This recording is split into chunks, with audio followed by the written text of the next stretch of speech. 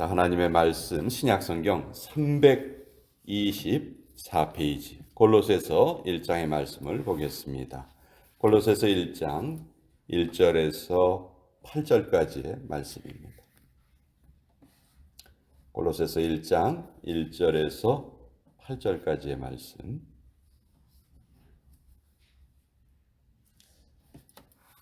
자, 우리 같이 하나님의 말씀을 읽도록 하겠습니다. 시작.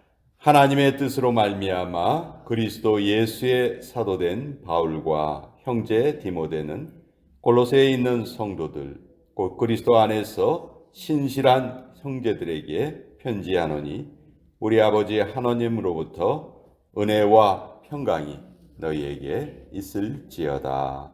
우리가 너희를 위하여 기도할 때마다 하나님 곧 우리 주 예수 그리스도의 아버지께 감사하노라. 이는 그리스도 예수 안에 너희의 믿음과 모든 성도에 대한 사랑을 들었으며 너희를 위하여 하늘에 쌓아둔 소망으로 말미암음이니 곧 너희가 전에 복음 진리의 말씀을 들은 것이라. 이 복음이 이미 너희에게 이름에 너희가 듣고 참으로 하나님의 은혜를 깨달은 날부터 너희 중에서와 같이 또한 온 천하에서도 열매를 맺어 자라는도다.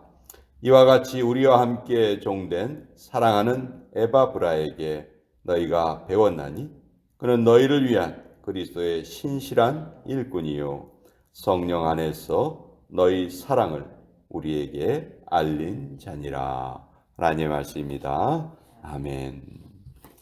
자, 이 골로새서는 바울이 개척한 교회가 아니고 바울의 영적인 제자였던 에바브라가 개척한 교회입니다.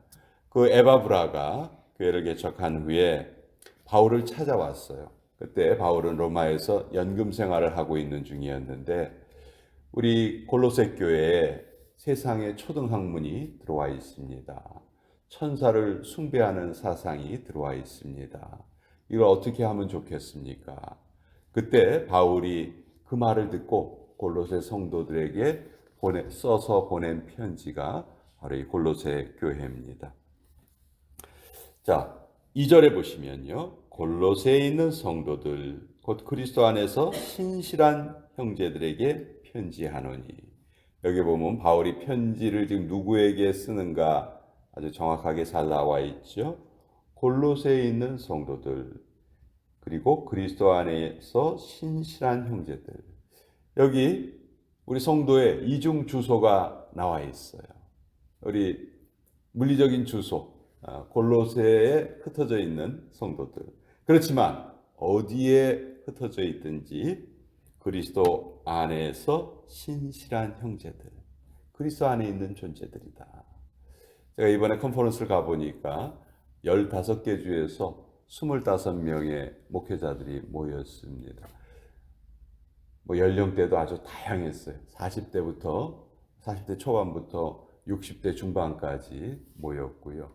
또 놀라운 것은 한인으로서 한국 사람인데 미국 교회에서 목회하는 목사님들을 6분이나 만날 수 있었어요. 정말 깜짝 놀랐어요. 한인인데 한국말 아주 기가 막히게 잘하는데 영어로 목회를 하는 분들을 만나서 또 그분들의 생생한 그런 사역의 이야기를 또 나눌 수 있었어요. 어느 곳에서 어떤 사역을 하고 있건 공통점은 딱 하나였어요. 그리스도 안에 있었다는 거죠. 그리고 그 과정 중에 힘들고 어려운 일이 많이 있었지만 그 애를 쓰면서 그 교회를 지키려고 했었던 그 모습을 우리가 같이 듣고 또 나누면서 얼마나 큰 은혜를 받았는지 모릅니다. 우리는 그리스도 안에서 정말 하나의 형제구나. 같은 믿음을 가진 형제 자매들이구나. 그리고 또 그 성도들이 모여있는 교회를 지켜간다는 것이 어떻게 보면 이 세상에서 가장 가치 있는 일이구나. 그 가치 있는 일을 우리가 지금 같이 하고 있구나. 저도 마찬가지, 여러분도 마찬가지. 지금 다 우리 각자 개인적인 신앙생활을 하고 있지만 또 크게 보면 하나님께서 우리에게 허락하신 이 교회를 지켜가는 그런 역할을 하고 있는 것이죠. 예. 골로새에 있는 성도들, 곧 그리스도 안에서 신실한 형제들, 예. 브랜든에 있는 우리들. 그러나 실질적인 주소는 하나님 안에 있는 형제 자매들이다. 예. 그것을 또 바울이 잘 나타내고 있죠. 이 골로새 교회 성도들에게 바울이 은혜와 평강이 너희에게 있기를 기원하고 있습니다. 은혜와 평강. 성경에 가장 많이 나오는 단어 중에 하나가 이 은혜라는 단어인데요. 275번이나 이 은혜라는 단어가 나옵니다. 최초로 사용된 것은 창세기 6장 8절에 노아는 여호와께 은혜를 입었더라. 그때 은혜라는 말이 최초로 성경에서 사용이 됐어요. 온 세상을 하나님께서 물로 심판하고자 하실 때 노아의 가족은 유일하게 구원함을 얻었습니다. 그것이 하나님의 은혜였습니다. 오늘 우리가 살아가는 이 세상 역시 노아의 때와 다를 바 없다. 예수님께서 그렇게 말씀하셨죠. 그래서 우리가 이러한 때에 하나님의 자녀로 살아간다는 것 자체가 이미 우리는 하나님의 은혜를 받은 존재다 하는 것을 우리가 깊이 또 깨달을 수가 있습니다. 자, 이 바울이 처음에 이 골로새 교회 성도들을 칭찬하고 그들을 위해서 감사합니다. 3절, 우리가 너희를 위하여 기도할 때마다 하나님 곧 우리 주 예수 그리스도의 아버지께 감사하노라.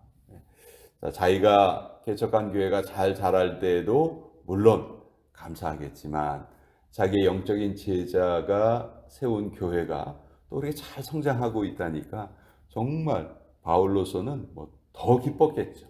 자기가 개척한 교회가 잘 자라는 것보다도 아마 더 기뻤을 겁니다.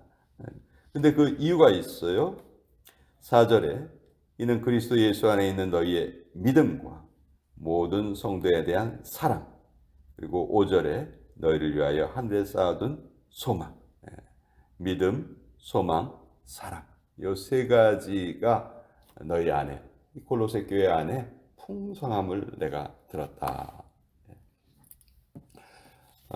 어떤 주석가는 믿음이 과거의 일이라면 사랑은 현재의 일이고 소망은 미래다. 이렇게 또 해석하기도 했는데, 우리가 하나님의 자녀임을 고백해서 이제 새로운 존재가 되었죠. 이것이 우리의 과거예요. 이것이 우리의 믿음이죠. 우리는 하나님의 자녀입니다. 나는 예수 그리스도를 섬기겠습니다. 예수님의 은혜로 나는 구원받은 존재가 되었습니다. 예수님께서 부활하셨듯이 나도 부활할 것입니다. 이 믿음, 예수님을 영접한 것이 우리 과거에 이루어진 일이에요. 근데 사람마다 그 예수님을 영접하기의 과정은 참 다양합니다. 다 달라요. 같을 수가 없어요. 그러니까 교회에 모이면 말이 많은 거예요. 다 어떻게 보면 경험이 다르기 때문에. 그러나 한 가지의 공통점이 있습니다.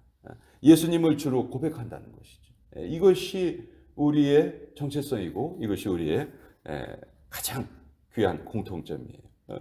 교회는 믿음을 고백하는, 같은 믿음을 고백하는 사람들이 모인 공동체다. 이것이 없으면 공동체라고 할 수 없겠죠.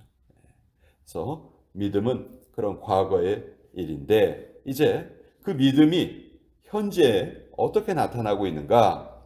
이것은 우리 성도에 대한 너희의 사랑을 들었다. 이 사랑이 바로 우리 현재 이루어지고 있는 일이죠.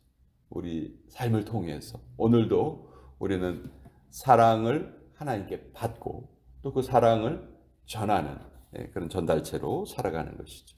예수님께서 말씀하신 계명이 뭐예요? 새 계명을 너희에게 주노니 너희가 서로 사랑하라. 우리는 자꾸 사랑을 감정으로 오해하는 경우가 많은데 사랑은 감정이 아니에요. 사랑은 동사예요. 동사. 사랑은 감정이 아니고 느끼는 것이 아니고 행하는 거예요. 행동으로 나타내는 거예요. 예수님의 명령이고 예수님의 명령이기 때문에 조건이 없습니다. 하고 싶으면 하고 말고 싶으면 마는 것이 아니고 언제나 해야 하는 예수님의 명령이에요. 사랑이 예수님의 명령이라는 것만 우리가 깨닫고 살아도 정말 우리는 제대로 잘 살 수 있어요. 예. 그걸 깨닫지 못하기 때문에 항상 내 감정에 내가 휘둘리죠. 내가 좋은 경우에는 그런 감정이 나타나지만 또 내가 그렇지 않을 경우에는 반대의 감정이 나타나기도 하는데, 이제 그것은 일반 사람들이 살아가는 모습이고, 이제 우리는 예수님을 믿고 살아가는 존재이기 때문에 예수님의 계명을 지켜야 하는데, 사랑을 나타내는 존재로 살아가야 하는 것이죠. 자, 사랑은 어떤 방법으로 표현이 돼야 될까요? 뭐 여러 가지 방법이 있지만 교회 안에서 우리가 표현할 수 있는 가장 좋은 방법은 용납하는 겁니다. 받아들이는 겁니다. 품어주는 겁니다. 이것이 사랑의 가장 큰 형태이고, 우리가 지금 이 교회를 섬기면서, 같은 교회를 섬기면서 할 수 있는 그런 가장 귀한 사랑의 모습이죠. 자, 여기에서 끝나는 것이 아니고 교회는 소망을 가진 공동체입니다. 5절에 보면 너희를 위하여 하늘에 쌓아둔 소망으로 말미암는다. 교회는 소망의 공동체예요. 우리가 하늘에 지금 소망을 쌓아가고 있습니다. 무슨 소망입니까? 예수님과 함께 거할 것이다. 우린 가장 영광스러운 존재로 하나님께서 우리를 맞이해 주실 것이다. 이 땅의 삶이 끝나고 나면, 이 땅의 삶에서도 마찬가지죠. 매일매일 주님과 동행하면서 하나님의 은혜를 받아 누리고, 또 우리 이 땅에서의 삶이 육신의 장막을 벗을 날이 오면 또 하나님의 나라로 옮겨져서 그곳에서 또 영원토록 기뻐하며 살아갈 수 있는 것이죠. 이것은 결코 없어지는 것이 아니에요. 계속해서 하늘에 쌓여지고 있습니다. 이것이 교회에 주신 하나님의 소망이고, 이 소망을 우리가 지금 함께 나누고 있는 것이죠.